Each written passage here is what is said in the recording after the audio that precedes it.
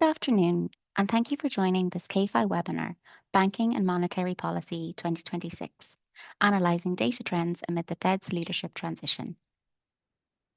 While all attendees have joined in listen-only mode, we encourage you to engage with our presenter through the Q&A feature on the control panel.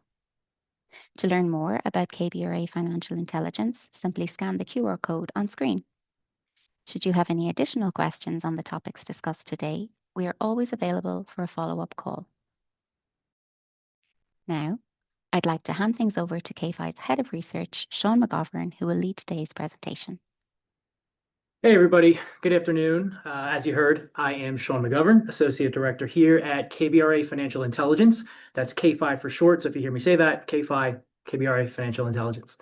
Very excited to talk to you all today about the exciting world of monetary policy, a topic that I feel is becoming much more popular these days than I've seen in a number of years that I've been following the Federal Reserve closely. So that's exciting. My main responsibility over here at KFI is heading up all of our research, and you'll probably recognize a number of the concepts and data points that I talk about here today if you're a regular reader of our KFI Insights reports, or if you've attended one of our monetary policy focused webinars before.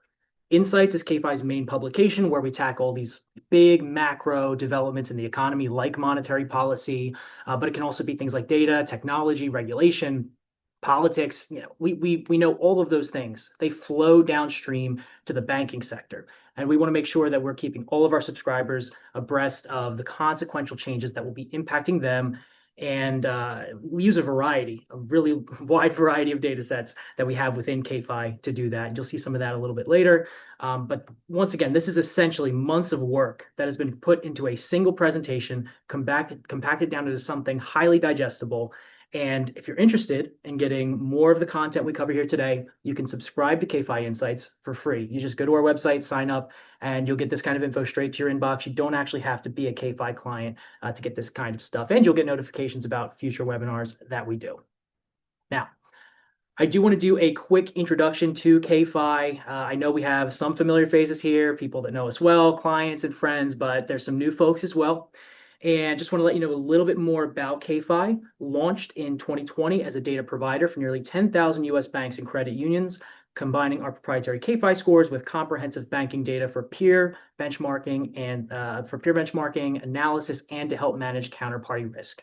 Those are going to be our two big use cases: peer benchmarking, counterparty risk. And that's going to be useful not only for banks and other types of financial institutions, but also large depositors as well. You can see we actually have a pretty wide spectrum of different kinds of clients here on our slide. And that's because our platform is just useful to many different kinds of professionals due to the numerous data sets we have. I mentioned those KFI scores, and you might be wondering what those are. Well, very simply, those are our proprietary financial assessment scores, which follow an intuitive scale of A, B, C, D, E, corresponding to strong, sound, adequate, and weak financial condition. We have those for about 9,000 banks and credit unions.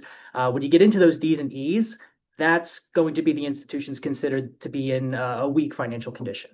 And that's been highly predictive over the years. Our analysis shows that 96% of banks that failed from 2010 to 2025 had a KFI score of D or lower prior to their FDIC date of failure.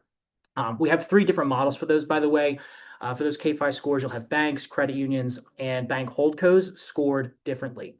If you're interested in your bank's KFI score, your credit union's KFI score, reach out to us. We can get you access to that as well as all of the available KFI scores, actually, your peers, competitors, and so on. You pay for one KFI score, you get them all. So just keep that in mind. Last thing, I want to talk about all these data sets that I've been sort of mentioning already.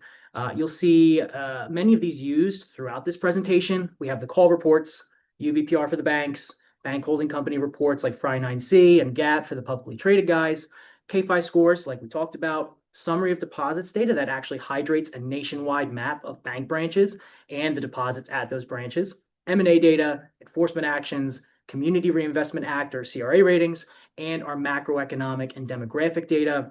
That macro data, by the way, that's going to factor heavily into what we work with today. And KFI is great because you can cross-reference that, like inflation, GDP, jobs numbers, those kinds of things, cross-reference that with comprehensive bank data right there in our platform.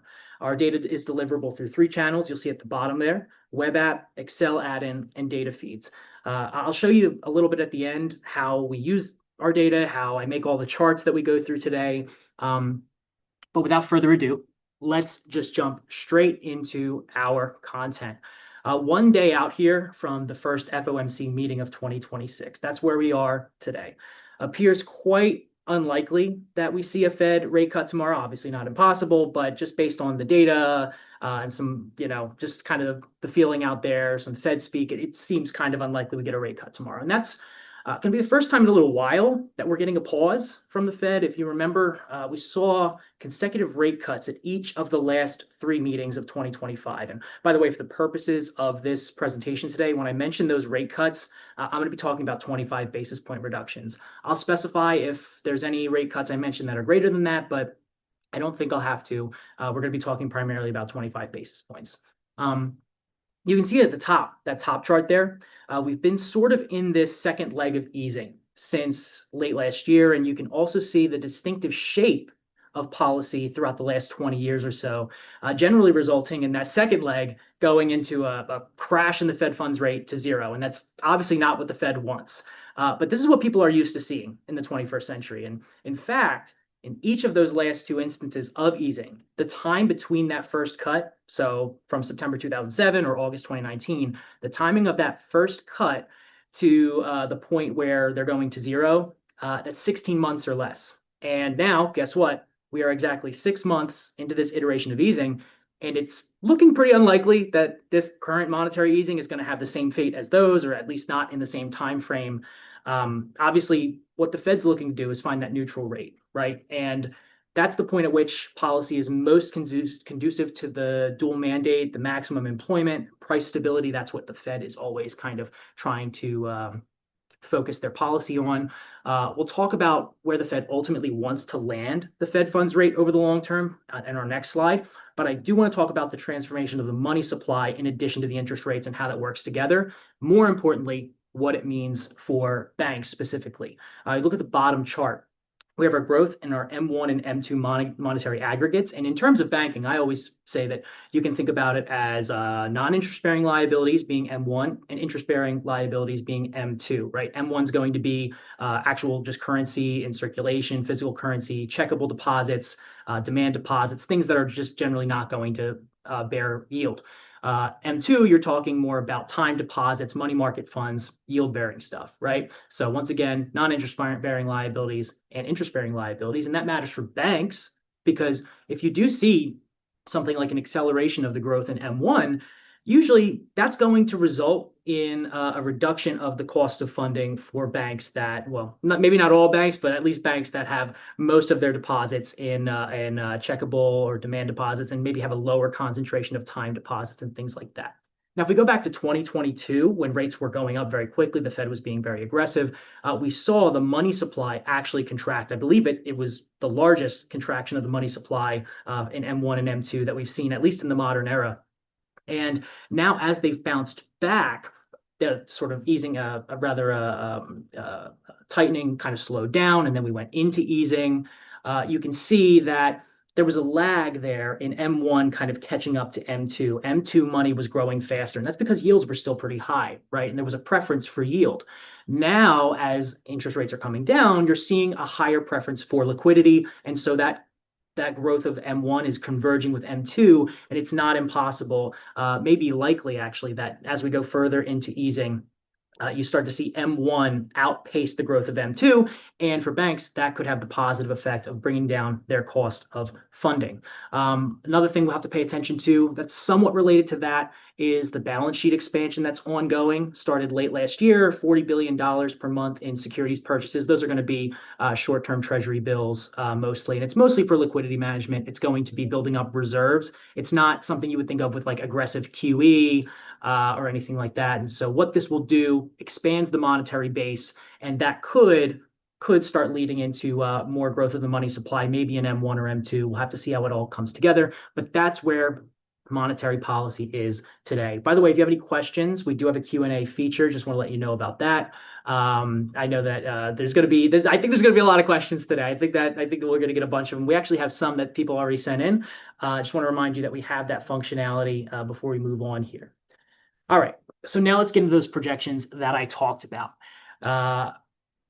We actually have our latest summary of economic projections from December. We won't get one tomorrow. The next time we get one is the next meeting. I think it's not till March that we actually will get another summary of economic projections. So we're going to be kind of looking in the rear view a little bit of like what was the Fed thinking about in December, right? And if we just take a look at that bottom table, that is the economic projections of the Federal Reserve Board members, all 19 of them. Remember that you have 12 voting members of the FOMC, then you have 7 that do not vote, they're in attendance, right?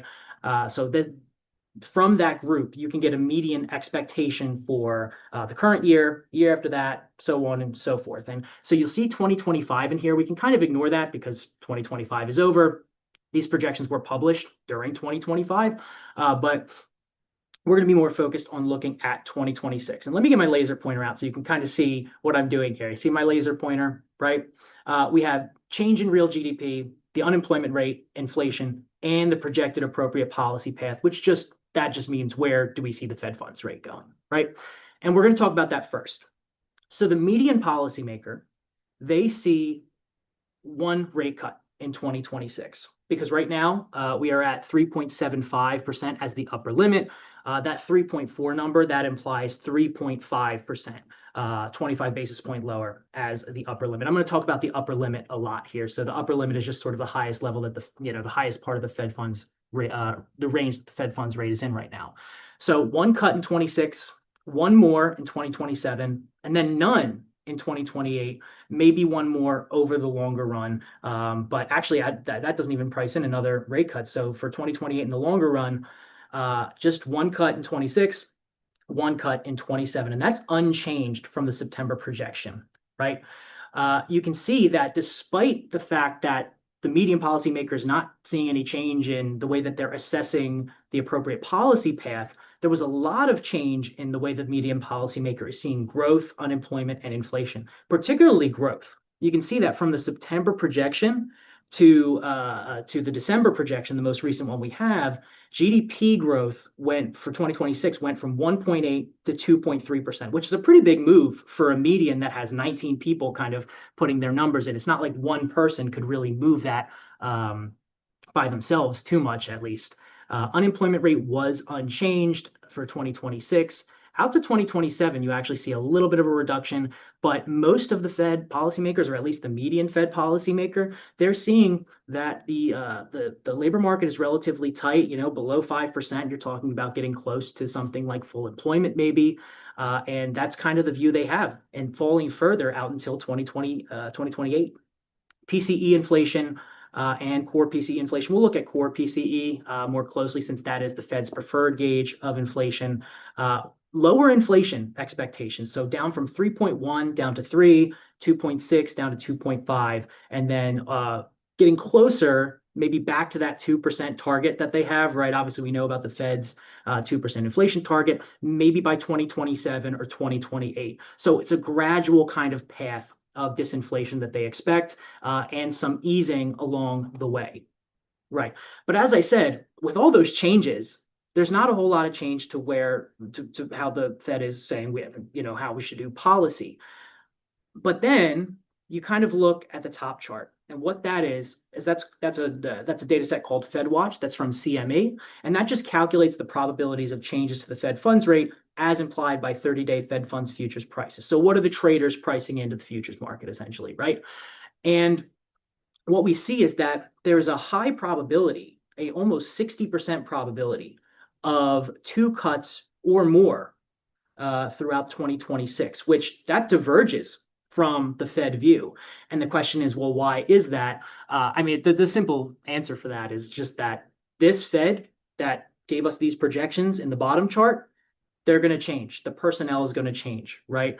Through the rotating voters, the Fed presidents, but also more importantly, through the Fed's Board of Governors, which we'll talk about in a second in the next slide. But like I said, I want to kind of focus on this for just a minute before we get into all that, because we're going to talk about it. Don't worry, we're going to talk about the big Fed shakeup and all that. But if you just bear with me for a minute and look at this top chart, you can see the plurality position is 33%. So a third, right? 33% probability that we get two cuts, which is more than what the Fed is expecting, and then obviously lower probabilities toward the end of that.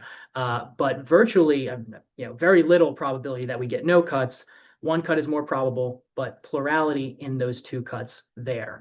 And so last thing I'll talk about on this slide is the ranges, right? So we talked about the medians. Talk about the ranges really quickly. And this is another really interesting thing when you talk about personnel, is that the ranges got tighter from September to December. The ranges for expectations in GDP growth, unemployment, inflation, and the policy path, generally those got tighter.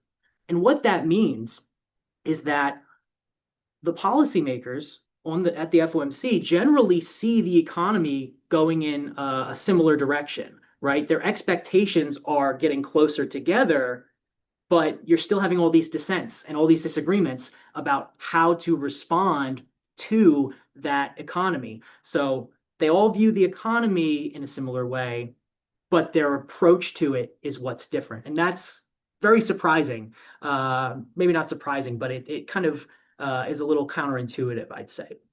And so anyway, these projections are going to become somewhat moot, though, and in not a very long time, because as I mentioned, the Fed board's composition is going to be changing pretty soon. Probably throughout the first 6 months of the year, we'll see some big changes to the Fed board. And so the Fed Board of Governors, just to kind of rehash this a little bit, is a 7-member leadership structure of the Fed. You have the chairman at the top, you have 2 vice chairs, and then you have 4 other governors in there, right? Donald Trump has thus far, as president, because the president has the power to appoint governors, just like he has the power to appoint Fed regional presidents. He appoints all the governors, appoints the vice chair, both vice chairs actually, and the chairman, right? And Stephen Miron was Donald Trump's first appointment to the Board of Governors. And he'll actually be the first one likely to go this year, because he was only more of an interim appointment. Adriana Kugler was the previous governor who resigned her term early. And so Stephen Miron, who is part of the president's economic advisors, actually, now he's on the Fed board. And that's very significant, because Stephen Miron has given us an idea of who is Donald Trump going to choose? Who is President Trump going to choose for the Fed board when he gets his chance to put not only someone in to replace him, but also to replace the chair of the Federal Reserve later this year? Because Federal Reserve Chair Jerome Powell, his term as chair expires in May of 2026. Most people have heard about this. There was some controversy that perhaps he would be fired, which didn't happen, but might happen to someone else. A little bit of foreshadowing there. And so what that means is that you have this increasing influence of the White House, which is normal, right? Every president gets to put someone new on the Board of Governors if there's resignations or terms run out. That's pretty typical. But Donald Trump is not the typical president when it comes to monetary policy. He's very vocal on it. It's not typical to see a president to be vocal at all on monetary policy. The Federal Reserve is obviously an independent institution, and that independence is held in high regard. Presidents will sometimes talk about what they would like with monetary policy, but Donald Trump does it in a way that is very loud and very, very dovish. We'll just say that, right? Very, very dovish. And he was that way in his first term, and he's like that in his second term. And Stephen Miron, just to kind of give you an idea of how he is conducted himself on the board of governors, was that he's been at 3 FOMC meetings, and he has dissented at all 3. And he didn't dissent because he thought that there shouldn't be a cut. He dissented because he thought that there wasn't a big enough cut. Whereas the decision was to cut by 25 basis points at those 3 meetings. Stephen Miron thought it would be more appropriate to cut by 50 basis points. And that kind of gives you just an idea of what is the president looking for when he's putting new people on this board. And he's going to get at least one with Stephen Myron. His term runs out at the end of this month. Now, he might stay on the board a little bit longer because when you're a Fed governor, you don't actually have to leave right away when your term expires if there's no replacement. So he might stay on a little bit longer until we get that eventual nominee to be the next chair of the Federal Reserve. He might be on the board for, he or she, I should say, might be on the board for a little bit of time before they actually ascend to the chairmanship. But nonetheless, that's probably the spot they'll take, unless, of course, you get Chris Waller, who's actually there at the bottom left, already on the board of governors. He's a candidate to be the chair. Then you wouldn't even need to put on a new person to become that chair. He could just kind of be promoted to that, right? Other two people on the hot seat here in 2026 is going to be Lisa Cook. I mentioned that there was some motivation, some kind of thought, talk about firing Jerome Powell, some kind of rhetoric, and that probably wasn't worth it because to even try to go through with something like that, the president does have some level of authority to remove people from the Federal Reserve Board of Governors. But with his term running out so soon, it's just probably not worth it. Now, Lisa Cook's term runs into the 2030s. Remember, a Federal Reserve governor, their terms are 14 years. So a more like protracted legal battle, like we're seeing now, that makes a little bit more sense if you want to kind of get someone off the Board of Governors. Now, you need cause to do that, and we'll talk about that. But she is potentially on the hot seat here in 2026, depending on what the Supreme Court says about the case that Donald Trump has brought to say that he wants to remove her from the Board of Governors. And so when you look at it all encompassing, by early 2028, Donald Trump may have nominated 3 new governors, both vice chairs, and the chair of the Board of Governors on the Board of Governors. Because remember, Michelle Bowman, she was appointed to that role, vice chair of supervision. And Jerome Powell, whether or not he stays on the board after his chairmanship is done, he'll still be until January 2028. But in January 2028, Donald Trump will still be president. So one way or another, it's likely Jerome Powell will be leaving the Board of Governors within this presidential term.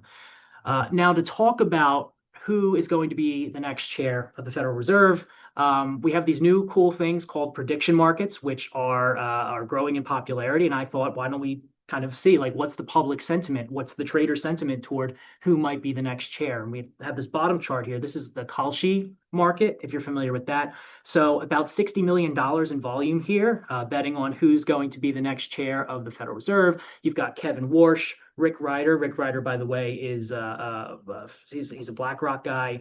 I believe he might have been CIO there or is the CIO over there. Chris Waller, who's a current Federal Reserve governor. Kevin Hassett, who is the chair of the Council of Economic Advisors for the president.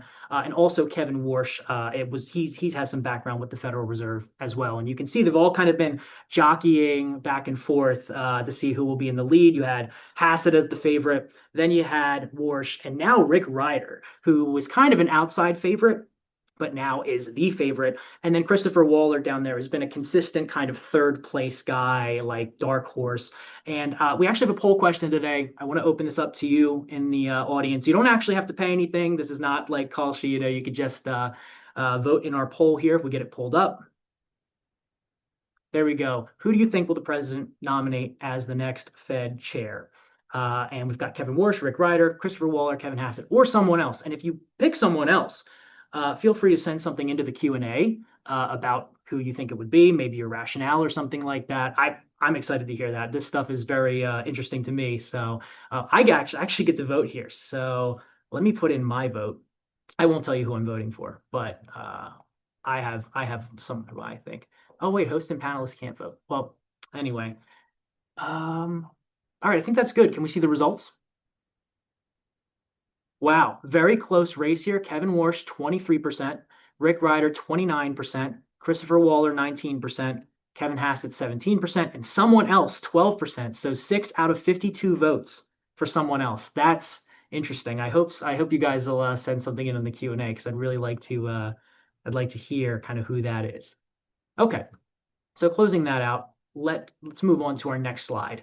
And this is kind of, I think, what everyone's been waiting for, right? It's something that I spent the weekend diving into because last week We had the oral arguments in Trump versus Cook, which is the case where Donald Trump has tried to fire Lisa Cook. He issued this order of removal back in August of last year that started immediately a court battle.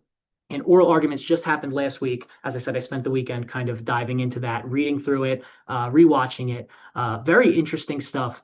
And I want to bring those insights to you. This is all brand new information. We did talk about it a little bit back in September when we did our last monetary policy webinar, but this is all brand new stuff. When I talk about this case, just as a preface, I'll refer to either side as Trump or Cook to avoid confusion with each party's representation. You have the Solicitor General Robert Sauer representing Trump. You have Mr. Clement representing Cook, but I'm just going to say Trump and Cook to keep it simple. So we have that. So the Federal Reserve Act, that does authorize the president to remove a Federal Reserve governor for cause. That's very ambiguous, right? That's really all it says.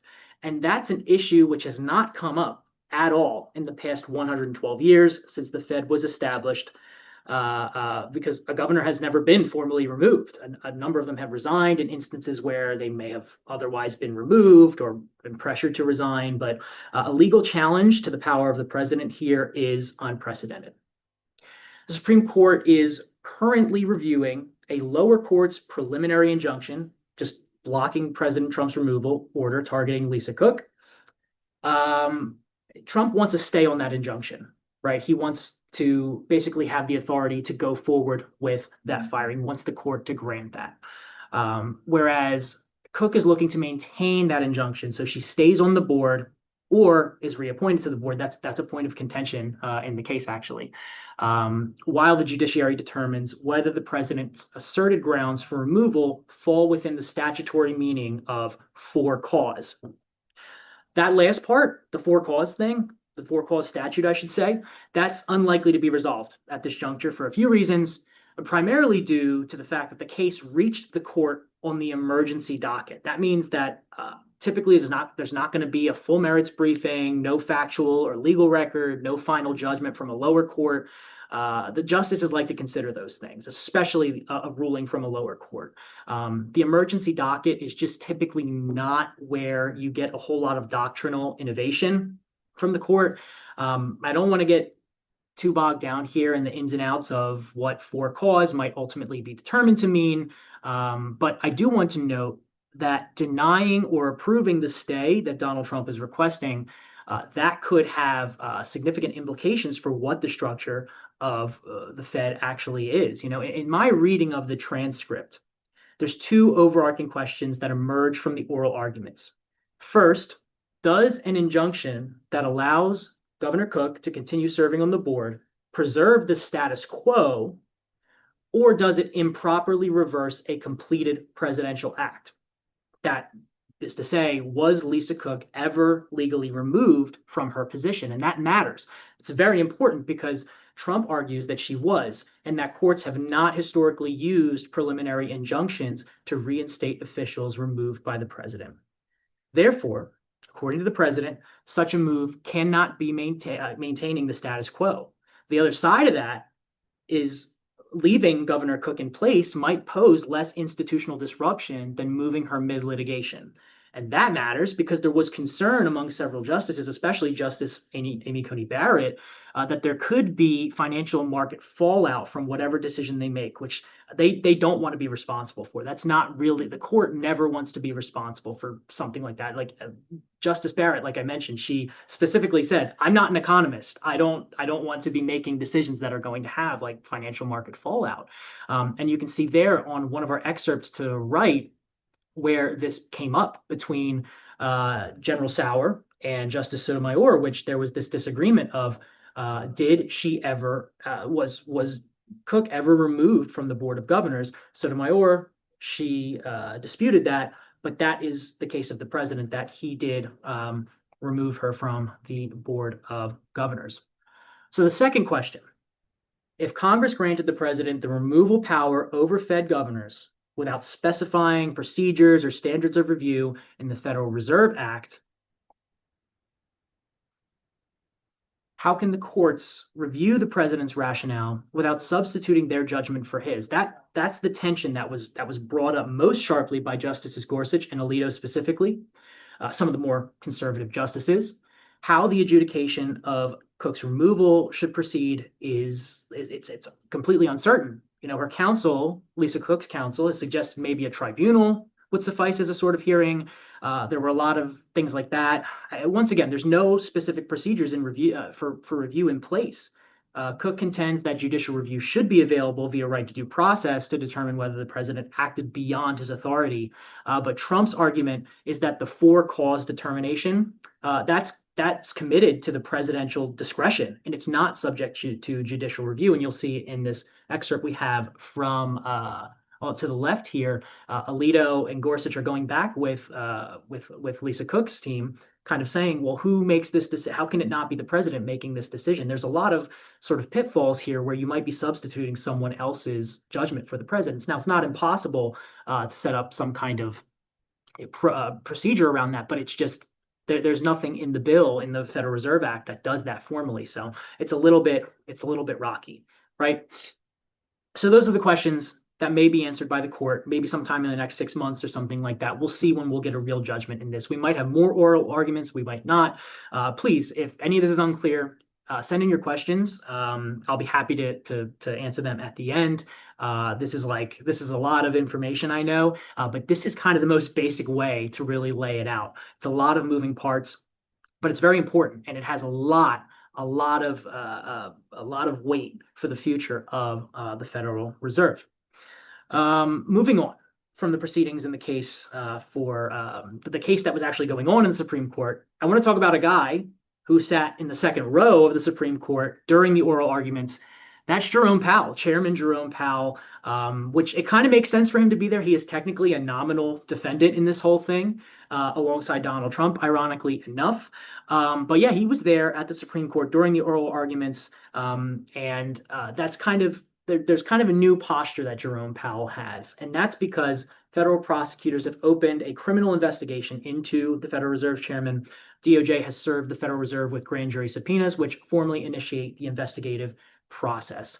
And if you're not aware, just to kind of refresh everyone on this, the criminal investigation, it's related, and the subpoenas as well, it's related to these renovations that are ongoing at the Federal Reserve's DC office, which are allegedly over budget by $700 million. Now, I'm not going to get too deep into that, but Powell's investigation is essentially based around whether or not he perjured himself in testimony to Congress about these renovations.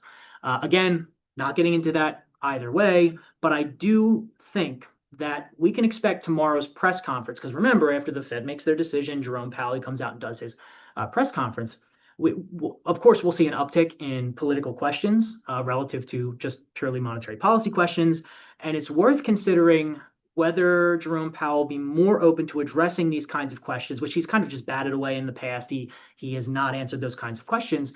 But if you look at his statement that he made in the wake of the DOJ subpoenas and the criminal investigation, I mean, I've never seen him so assertive and kind of open and speaking in a way that was somewhat out of character. But I mean, what he said, we have a quote down here, is that the threat of criminal charges is a consequence of the Federal Reserve setting interest rates based on our best assessment of what will serve the public rather than following the preferences of the president. So openly saying that this is a targeted prosecution. This is not about the Federal Reserve headquarters or anything like that. This is political pressure. They're leaning on him, is what he alleges, right? And so tomorrow, and remember, these press conferences, they move markets. If you ever watch Bloomberg while he's on, while Jerome Powell's up speaking, every word moves markets. And it's a really striking statement he made.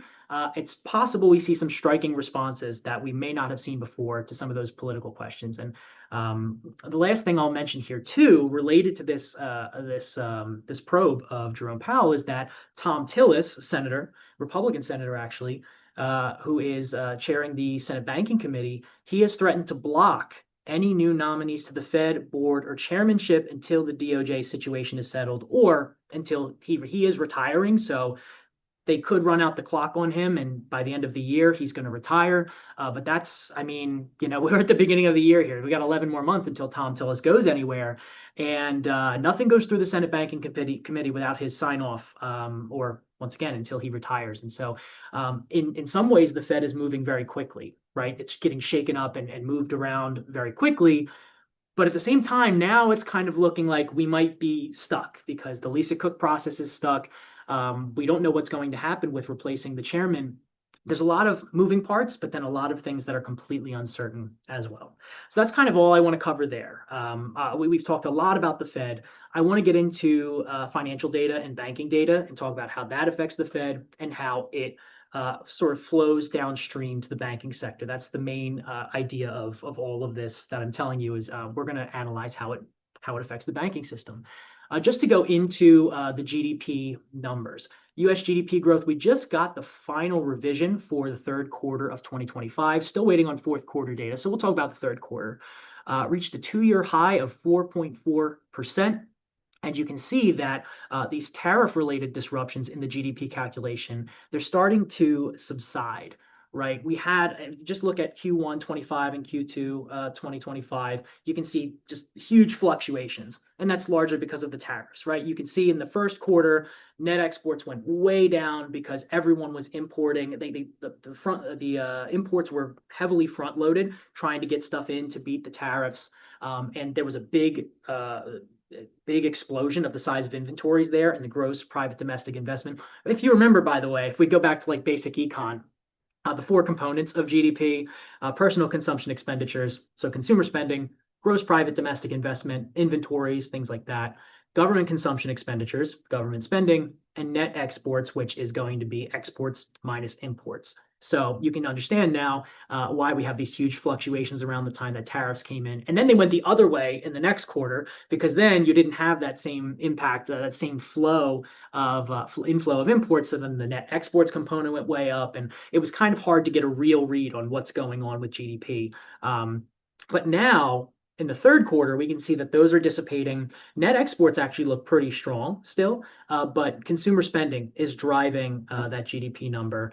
And government spending is not dragging anymore either. It's kind of back in positive territory. All four components were up in positive territory. You can see very marginally for gross private domestic investment, but all four components were positive in 3Q 2025 GDP.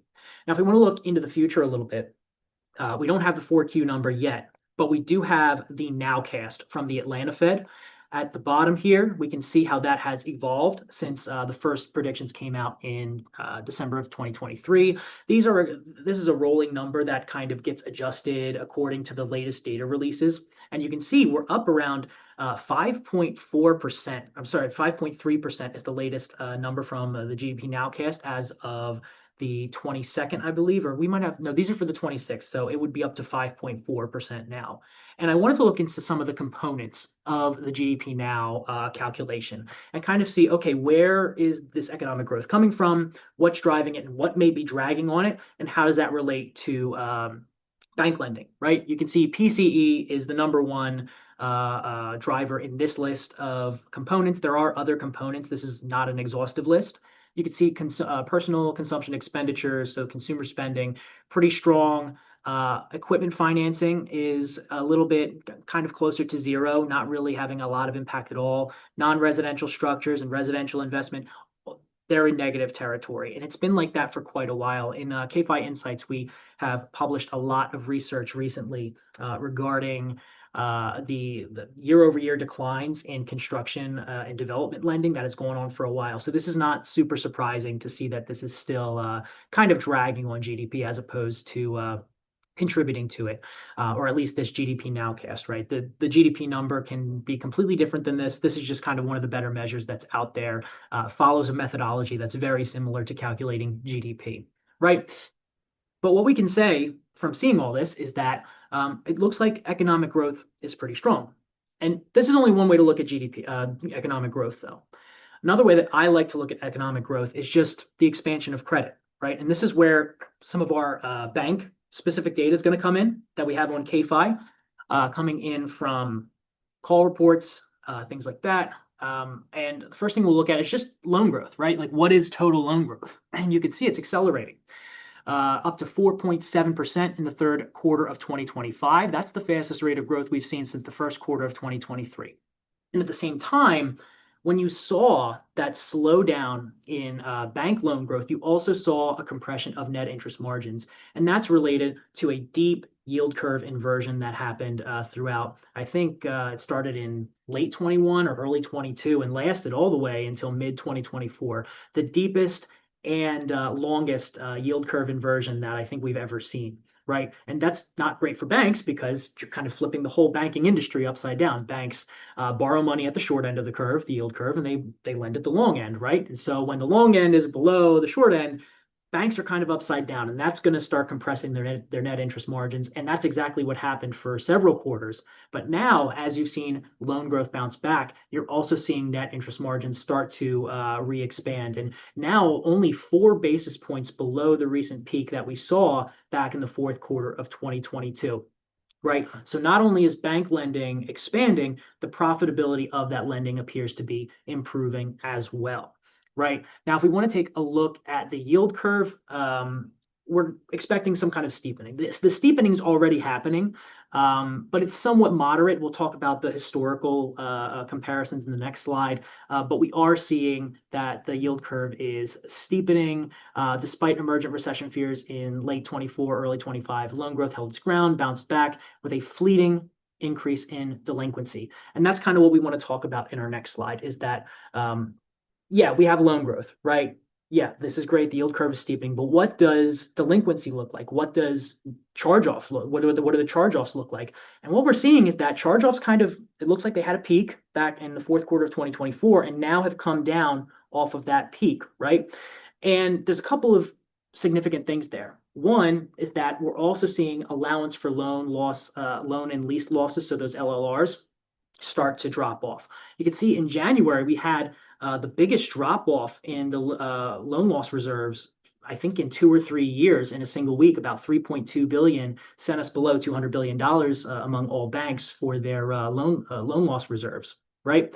And so we're seeing loan profitability getting better, more loans, and generally, just as the banking sector as a whole, fewer charge-offs relative to total lending.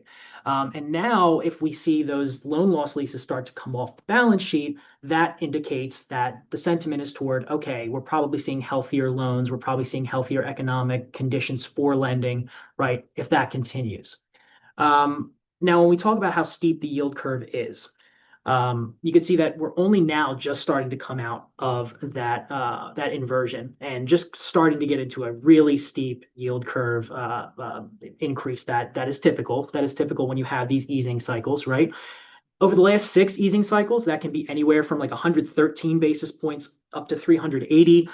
The final steepness of like what it will peak at is going to be determined by the bond market at the long end, Fed at the short end. The more rate cuts you get, the more easy it is to get that steepness, even if the long-term yields don't go up. But ultimately, we're just kind of starting this move up in the steepening of the yield curve. This spread, by the way, is between the 10-year yield and the Fed funds rate. There's other ways you can look at the yield curve. This is just how we're looking at it for our purposes today because we're focusing on the Fed funds rate specifically. Now, I want to ask you guys, I want to ask our second poll question here. If we can pull it up, please. Within what range do you expect the 10-year Treasury yield to land at mid-year? We have 4 options here, 4% to 4.25, 4.25 to 4.5, above 4.5 or below 4. And just for context, I believe we're somewhere between 4.2 and 4.25 today. And over the last 6 months, I think it's about a 60 basis point range between 4 and 4.6, maybe 4 and 4.4. I forget exactly. But right now we're around 4.25, just to give you context so you kind of know like what your expectations are. I think that is long enough. It is a difficult question, but let's get our results. Okay, 2 clear favorites here. to 4.25% was 40%, and 4.25 to 4.5%, 42%. So really 82% there, kind of in that range that we've already been in for the past 6 months. Only about 18% of our respondents see us going above 4.5 or below 4%, which would be a big, like a really significant move. And obviously, if that yield curve, if the 10-year yield goes down, that could have negative implications for the steepening of the yield curve that is occurring. That would suggest, unless the Fed was really, really cutting like aggressively, then we would obviously see a little bit of a failing of that yield curve steepening. So anyway, there we are with this. Talks about loan loss reserves. And I want to keep that in mind, by the way. Keep those loan loss reserves in mind and what's happening there, because we're going to talk about equity and net debt issuance in our next slide right here. There we go. Bank equity valuations have surged back from that April 2025 low, where they were around 2.7 trillion, all the way up to now, I think $4.2 trillion in that period. So a big surge of around $1.5 trillion in market capitalization since, and April 2025, we're talking about Liberation Day, when we had all this fear about the tariffs. Obviously, equity investors seem to be feeling a little less anxious about the impact of the tariffs. Maybe feeling a little bit better about monetary easing, something like that. But what I think it really comes down to largely is just the strength in aggregate earnings per share among banks. It's been moderate to strong over the past year, but something that could really drive up earnings per share continually, or continue to like boost that, is decreased provisioning and then releases of those loan loss reserves. If you go back to like 2020 to 2021 or 2022, when you had this huge buildup of loan loss reserves because there was all these expectations that there were so many losses as a result of the pandemic that did not materialize. You had about $50 billion of loan loss reserves that came off of balance sheets and were able to be reclaimed as income. And that boosted bank earnings for a while. There was like a bonanza of bank earnings because they were able to just keep on reclaiming more and more of their loan loss reserves that they had provisioned, which was an expense at one point, but now was income, right? And I think that could be a tailwind, potential big tailwind going into 2026 for bank shares if you are publicly traded. Weighted average basic shares outstanding up 3.5% quarter over quarter into the third quarter of 2025. So banks are feeling good about issuing equity generally, right? Could suggest maybe higher valuations coming, or something like that. Banks' long-term debt holdings reverse course as long-term rates stabilize. And so what I mean by that, if you look at the bottom chart, is that we had 2 quarters of really strong long-term debt issuance. I think now maybe banks are slowing that down a little bit, maybe trying to see where rates are going to go before committing to another issuance of long-term debt, right? And that's just kind of a reversal of what we saw in the past 2 quarters. But if you look at the total long-term debt outstanding, it's still relatively high compared to what we had seen in the past several years. So debt issuance, like outstanding, is still pretty high, relatively speaking. So moving on to our last slide here, I want to talk about something that is important to the Fed. And it's important to you if you are working in the financial sector, which I imagine most of our audience here today is doing. Employment trends. Right? So we'll have the payrolls and we'll have the employment numbers that come directly from the call report that we pull straight out of KFI. You can also get the payroll numbers from KFI as well. That's just macro data, whereas this bottom chart is going to be the call report data. I don't see a lot of people use the bank employment numbers from the call reports. I think they're extremely useful. We actually we were cited an American banker not too long ago regarding these numbers from our that we pulled out of the call reports for total bank employment. And so maybe that's something that's going to be more interesting going forward. Commercial bank headcount, though, has fallen 8 of the last 9 quarters, right? And that's a net decline of almost 81,000 commercial bank employees between the first quarter of 23 and the third quarter of 2025. And there's a little bit of a divergence there, though, because that's the commercial banks. If you look at the bank holding companies and you exclude their commercial bank employee counts, you'll see that the non-bank subsidiaries, the employment levels there have been largely stable. They have not fallen much at all. And that tracks with kind of what we're seeing in the payrolls data that we get from the current employment statistics at the top there. Almost the entirety of the finance and insurance industry employment gains that we saw throughout 2025 was driven by securities, commodity contracts, investment and funds and trust personnel. That the depository credit intermediation was positive, but not nearly as high as securities, commodities, so on and so forth, right? I think those non-bank subsidiaries are kind of seeing a lot stronger employment levels compared to the commercial bank I guess, subsidiaries of the bank holding companies. And there's a bunch of reasons for that. It might be partially technology, right? Everyone's talking about AI. We know about that. And a lot of the larger banks, in terms of headcount, especially, they've been citing AI. And there's a lot of ways that AI can enhance the productivity of banks. And so, yeah, obviously, some of the decrease in headcount can be chalked up just to higher interest rates, right? Cutting costs, things like that. But not all those jobs might necessarily be coming back if it's technology related, which is the case for at least a number of banks that have talked about it on earnings calls, have explicitly said it, right? So just something to keep in mind. The finance, insurance, employment generally did go up in 2025, but it was really led by the non-bank subsidiaries of the bank holding companies. I think that's all we have today in terms of our content. But if you'll indulge me for a minute before we get into our Q&A, I've been promising this Q&A, we're going to do it. I just want to show you a little bit how I pulled a lot of this data together. This is our data wizard that KFI has built right into Excel. Allows you to build peer groups of banks. You can segment them by assets. You could segment them by total deposits, anything on the balance sheet or the income statement, things like that. You just put in these data points that you want to pull. You say, how many quarters do you want them for? What banks do you want them for? You just add that selected field, you preview the report, and it goes right into Excel instantaneously. You'll see we'll pull up our banks here. I think this is, 4,480 banks. I just pulled all of the data for them on assets and loans going back 16 quarters in a matter of seconds right there. And that's how I build a lot of the charts where I'm using call report data or gap data or anything like that. That all comes right out of our data wizard that we have built right into Excel. So with that in mind, I do want to get into our Q&A in a second. Last final thing, thank you to my team. Thank you to everyone here at KFI. Thanks to everyone who's attended. If you have to go now, we have about 9 minutes for Q&A. I will go over. I'm not going to cut it off. You guys are welcome to stay as long as you want because I will not be going anywhere here. I have a feeling we'll get a lot of questions.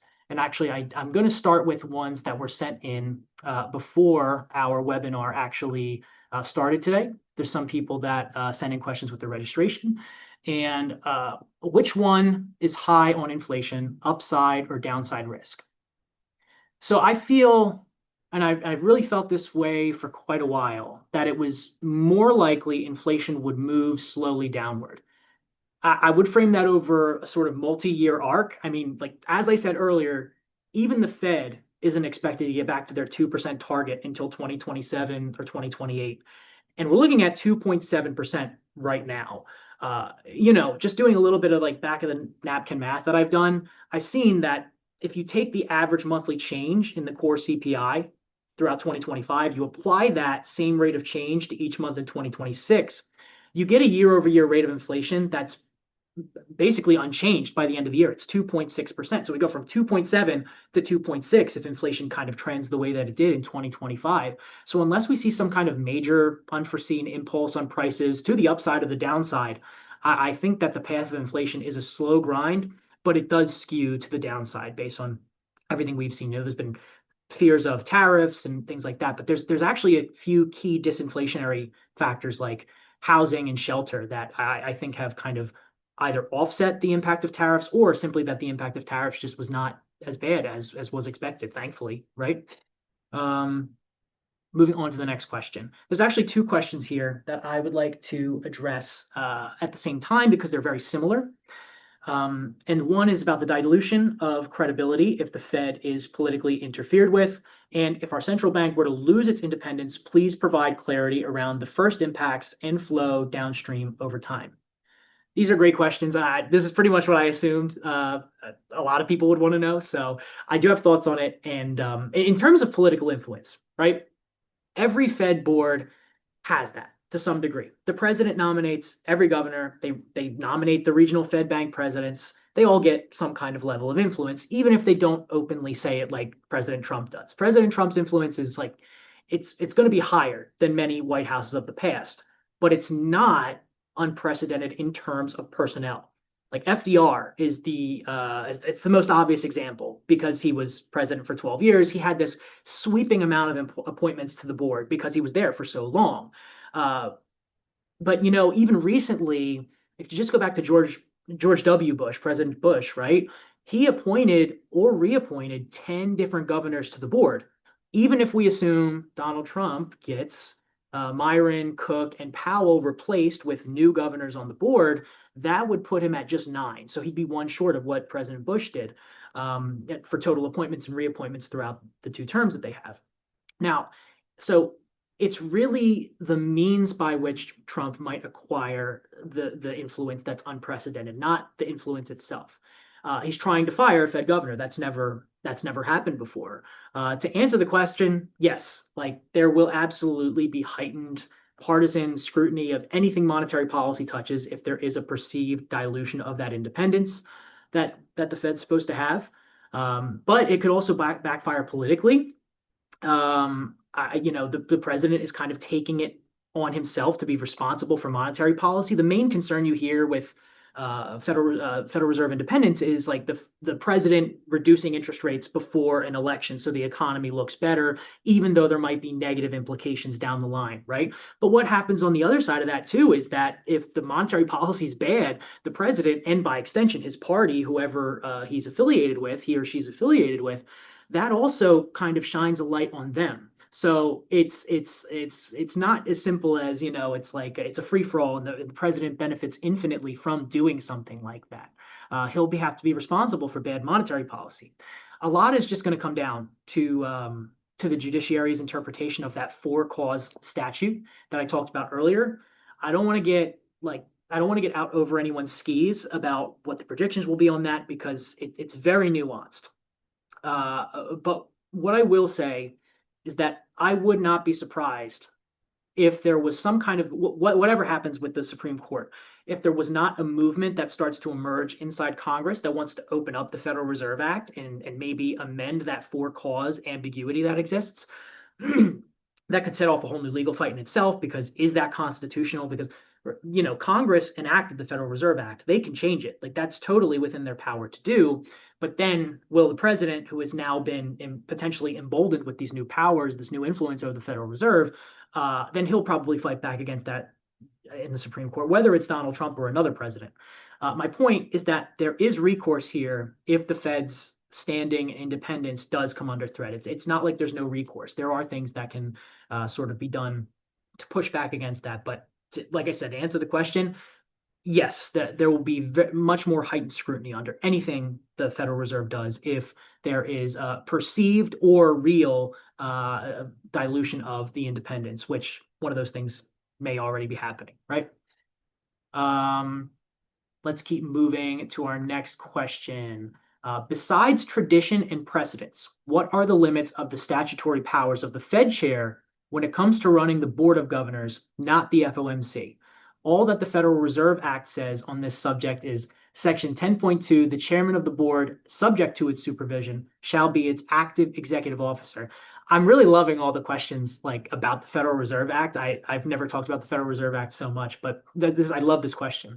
The Fed is the Fed chairman is the active executive officer, like you quoted, but that just means he executes decisions subject to the board's supervision. So like the way that it's meant to be understood is that the statutory actor is the Board of Governors itself, not the chair. If I could try to say that a little more clearly, the chair executes the board decisions since the power for decision making is delegated by them to the chair. And he doesn't act on his own discretion. That's not what an active executive officer is, according to the court representations. And maybe that falls back into tradition. I know you mentioned that other than tradition, and that may be a little traditional, but point is, the Fed chair doesn't act at his own discretion. He's not the statutory he is not explicitly granted any individual power by the statute. Only the board is granted power, which they then delegate to the chair. So that's a little confusing, but that is how the Federal Reserve Act is structured, because you have Section 10, but you look at Section 11 as well, and there's a little bit more color on that, I think. Um, will the Fed increase the velocity of QE to lower the steep end of the curve? Uh, so post 2020, QE for like yield curve control or anything like approaching that is specifically considered a crisis tool now. The steepening we're seeing, I would say it appears to be largely related to strong growth above target inflation in the near term, and maybe some expansion of the term premium. I mean, there is an expansion of the term premium. It's just kind of debatable, like how much is the term premium going up? But ultimately, I don't think the Fed is preparing for any sort of emergency measures at this point. They'll probably tolerate the steepening so long as financial conditions like liquidity doesn't dry up, financial conditions don't deteriorate. We're coming out of that historically long and deep inversion that I talked about. And when you look at the 10-year, we're still about 75 to 80 basis points off that peak level we saw when it shot up to like a five handle a little while back. So I don't think that is something the Fed is considering right now. That's like a crisis tool, especially post 2020. Let's move on to our next question here. I can see we have some more coming in. This is great. Will never be confirmed, but Trump does have some fascination with Art Laffer's ideas. Yeah, yeah, definitely. I mean, we all love the Art Laffer stuff, Laffer curve, and things like that. I mean, potentially, yeah, yeah. And I saw in Polymarket that Art Laffer is in the odds there to be the next Fed. I mean, he's like 1 cent or whatever. So maybe you can go and make maybe you can make a wager there. I'm not, encouraging that, but Art Laffer is in the odds on Polymarket and Kalshi, like I cited earlier. He's just way at the bottom. So kind of an interesting observation. Would you comment on the recent spate of debt issuances this week, last week by U.S. Bank, PNC, etc.? So I haven't delved into those specific issuances too deeply, but I will say that maybe the expectation is that long term, that the longer end of the curve is going to go higher, and now it's like, okay, it's better now to issue that long-term debt, right? Because they have expectations of higher rates, sort of down the line. Like if they did this a quarter later or something like that, and I think that's warranted, right? We know that we're seeing the steepening, and it seems like if economic growth remains as strong as it appears to be, there could be, a pretty big move in that long end of the yield curve. That is possible, and so it might just be kind of an idea of beating the clock, right? Or and in addition to that as well, maybe M&A could be M&A related, raising funds, right? I know a lot of banks have been raising in anticipation of M&A, right? That's something we saw in the second and first quarter of last year. Can we believe the data? More firing going to happen at BLS or otherwise? I think yes. I think that you'll know when you can't trust the data anymore. You got to remember that the incentive for the data to be realistic, for the data to be fairly presented, is that if there was faith lost in the data as it's presented by the BLS or the Bureau of Economic Analysis or the census or anything like that, Commerce Department, if there was faith lost in the way that data is presented, you would see a big problem in the market, because the market is pricing in that information. And if there's no information to price in, the market instantly becomes less efficient if people don't believe the data. And that, in my opinion, that would set off turmoil. So the incentive to fake data is is it's not very high, because the implication of it would be that you are really risking a serious problem in the economy if if institutional investors cannot trust data, and they're kind of flying blind in this market. You would think that they would probably err toward preserving capital because of the uncertainty. So I would say yes, and if you if we get to a point where you can't trust the data, you'll know it. You won't have to ask. It'll be priced into the market in a quick and aggressive way potentially. So I think those are all of our questions for right now. Let me see if there's any more coming in that I'm missing. Uh, I know we're over 3 o'clock here, so might be kind of people dropping off, but I'm gonna hang out here for another few minutes, wait, see if we have any more questions. Please send them in. If you have them, I'm happy to answer. These are some really great questions, by the way. This is like one of the best Q&As I've ever had. I love these questions, and I really want to thank everyone who came today for spending time with us here on great day to talk about monetary policy ahead of the Fed tomorrow. And one last thing I'll throw in too is when we do get the Fed decision tomorrow, right? Or even better, when we get the new economic projections out in March, come back to this presentation, come back and see what we were saying about those economic projections from December, see how they changed into March, right? And then maybe even later in the year when you have a whole new group of people on the Fed board, a whole new group, maybe two, three people at the most, there could be substantial differences. There could be substantial differences that we could not predict before. All right. I think that is probably going to be it for us today. I'm not seeing any more questions coming in. Oh, sorry, we have one more question. It is from KBRA's perspective, how could a regulatory cap on APRs factor into your review of future credit ABS, particularly for secondary or follow-on issuances? From a lender standpoint, what implications could this have for collateral performance, deal economics, and issuance behavior? I don't have a view on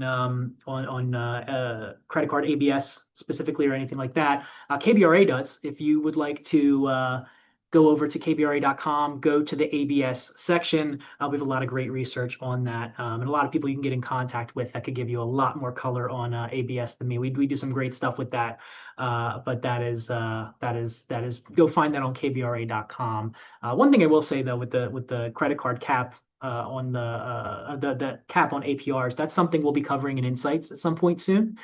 So if you're interested in that, if you're interested in my perspective on it or KFI's perspective on it, sign up for Insights. Sign up for Insights if you haven't already. We will do these monetary policy webinars as well as other kinds of topics, digital assets, all kinds of things. That was our last one, our Q4 webinar was digital assets, which I was very excited for that one as well. It's another topic I hold near and dear to my heart. So, but anyway, I think that is probably it for us today. Once again, thank you all for coming. Please reach out to us, get in contact, ask us about our data, ask more questions. Maybe you didn't feel comfortable asking them here for whatever reason. Really excited to talk to you guys and hope to see you again soon. Everyone have a great rest of your afternoon. Have a great rest of your week. Hope to hear from you.